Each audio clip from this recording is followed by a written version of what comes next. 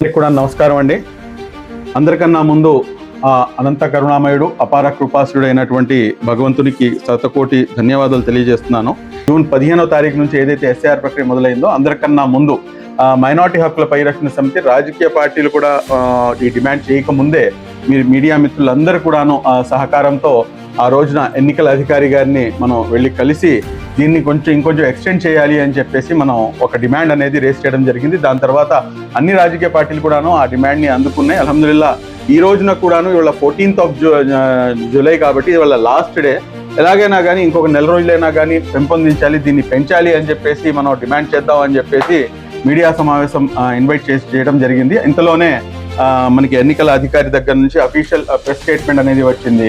అదేంటంటే 24th వరకు, అంటే 10 రోజులు ఇంకా దీన్ని ఎక్స్టెండ్ చేయడం జరుగుతుందని చెప్పి అందరికన్నా ముందు ఆ రాష్ట్ర ప్రభుత్వానికి, అదేవిధంగా ఎన్నికల అధికారులకు, దాని తర్వాత మీడియా మిత్రులకు సైతం కూడా, ఎందుకంటే మేము లేవదీసినటువంటి ఏదైతే డిమాండ్ ఉందో ఆ డిమాండ్ని మీరు నొక్ అండ్ కార్నర్ మొత్తం రాష్ట్ర వ్యాప్తంగా కూడాను ప్రతి చోట తీసుకెళ్లడంలో సహకారం అందించినటువంటి మీడియాకు కూడాను మనస్ఫూర్తిగా ధన్యవాదాలు తెలియజేస్తూ, అదేవిధంగా ఈ ఎన్నికల ప్రక్రియ అనేది, ఎస్ఐఆర్ ప్రక్రియ అనేది 24th జూలైకి అయిపోయిన తర్వాత డ్రాఫ్ట్ పబ్లికేషన్ వచ్చేసి 31st జూలైన డ్రాఫ్ట్ పబ్లికేషన్ రిలీజ్ అవుతుంది. దాని తర్వాత జరిగేటటువంటి ఏదైతే ప్రక్రియ ఉందో, అబ్జెక్షన్స్ కానివ్వండి, లేకపోతే ఇతరత్ర ఏదైతే లీగల్ కాంప్లికేషన్స్ ఉన్నాయో ఈ లీగల్ కాంప్లికేషన్స్కి ఏ రకంగా అడ్రస్ చేయాలి అని చెప్పేసి ఒక సామాన్య ప్రజల్లో సైతం కూడాను ఇది ఒక $1 మిలియన్ క్వశ్చన్గా ఉంది. కాబట్టి మైనారిటీ హక్కుల పరిరక్షణ సమితి లాస్ట్ 1 month నుంచి రాష్ట్ర వ్యాప్తంగా 65 నియోజకవర్గాల్లో ప్రత్యేక అంటే డెస్క్లు అనేది ఏర్పాటు చేసి 65 నియోజకవర్గాల్లో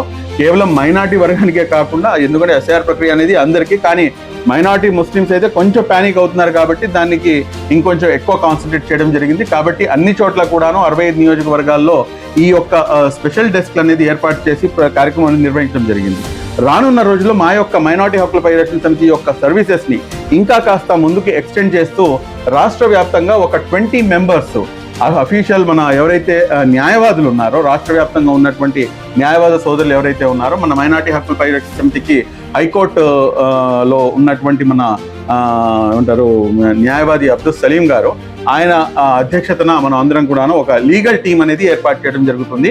ఈ లీగల్ టీం ద్వారా ఎక్కడ ఎటువంటి సమస్య లేవదించినా, లేకపోతే ఎవరికి ఎటువంటి సమస్య, ఇది కేవలం మైనారిటీస్ కోసం కాదండి, ముస్లిమ్స్ కోసం కాదు, ఎవరికి ఇబ్బంది వచ్చినా కానీ, ఎవరి ఓటు ఎక్కడైనా కానీ ఏమైనా ఇబ్బంది వస్తే కనుక ఖచ్చితంగా మా టీం అనేది సహకారం అందిస్తుందని చెప్పేసి, అదేవిధంగా ధన్యవాదాలు తెలియజేస్తూ, ఈ 10 రోజులైతే నాకు తెలిసి సరిపోకపోవచ్చు, దయచేసి దీనికి అట్లీస్ట్ 1 month అయినా కానీ ఎక్స్టెండ్ చేయాలని చెప్పేసి ఏదైతే ప్రీవియస్ డిమాండ్ ఉందో మళ్ళీ ఇంకొకసారి ఆ డిమాండ్ని పునరావృతం చేస్తూ ఈ సమావేశానికి విచ్చేసినటువంటి మీడియా సోదరులందరికీ కూడాను మనస్ఫూర్తిగా ధన్యవాదాలు తెలియజేస్తూ, ఈ మీడియా సమావేశంలో ముస్లిం మత పెద్దలు అన్ని జమాతుల నుంచి, అదేవిధంగా మరీ ముఖ్యంగా మైనారిటీ హక్కుల పరిరక్షణ సమితికి చెందినటువంటి గౌరవ అధ్యక్షుడిగా వ్యవహరిస్తున్నటువంటి మాజీ ఆర్టీఐ కమిషనర్ గారు మరియు నెల్లూరు జడ్జిగా రిటైర్డ్ అయ్యారు, ఆర్గనైజేషన్కి చీఫ్ ప్యాటర్న్గా ఉన్నారు సార్ ఇంతియాజ్ గారు కూడాను మీడియాతో మాట్లాడతారు. ఒక్క నిమిషం.